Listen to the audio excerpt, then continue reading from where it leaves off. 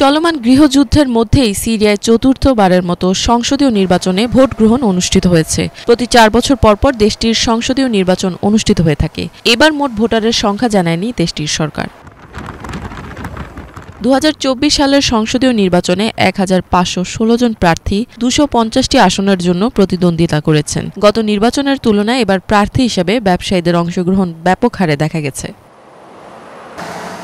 নির্বাচনে দেশটির উত্তর পশ্চিম ও উত্তর পূর্ব অংশের লোকজন ভোট দিতে অযোগ্য ও গৃহযুদ্ধের পর থেকে বাস্তুচ্যুত হওয়া লাখ লাখ নাগরিক ভোটাধিকার থেকে বঞ্চিত হয়ে পড়ে। বর্তমানে দেশটির অর্থনৈতিক উন্নয়নে মার্কিন যুক্তরাষ্ট্র এবং ইইউর আরোপিত নিষেধাজ্ঞার বিরুদ্ধে লড়াই করা অপরিহার্য বলে মনে করছেন অনেকে। এছাড়া অভ্যন্তরীণ অর্থনৈতিক নীতিগুলোরও সংস্কার করা প্রয়োজন বলেও মনে করছেন তারা।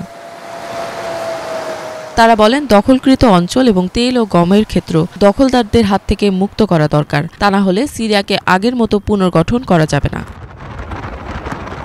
সিরিয়া, লেবানন এবং ইরাক সীমান্তে যৌথভাবে এক মুক্ত বাণিজ্য অঞ্চল প্রতিষ্ঠার পরিকল্পনার কথা জানিয়েছেন প্রার্থীরা, যাতে নানা শহরের মানুষ অবাধে যাতায়াত করে নিজেদের বাণিজ্যিক কার্যক্রম পরিচালনা করতে পারে।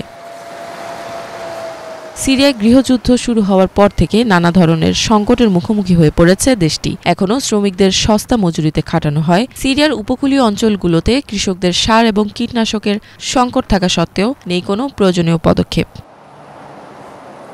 জাতিসংঘের তথ্য অনুসারে দেশটিতে বর্তমানে দারিদ্র্য সীমার নিচে বাস করছে প্রায় 90% নাগরিক। নির্বাচনের পর দেশটির অর্থনৈতিক সংস্কারে বড় পরিবর্তন আসবে বলে প্রত্যাশা করছেন অনেকে।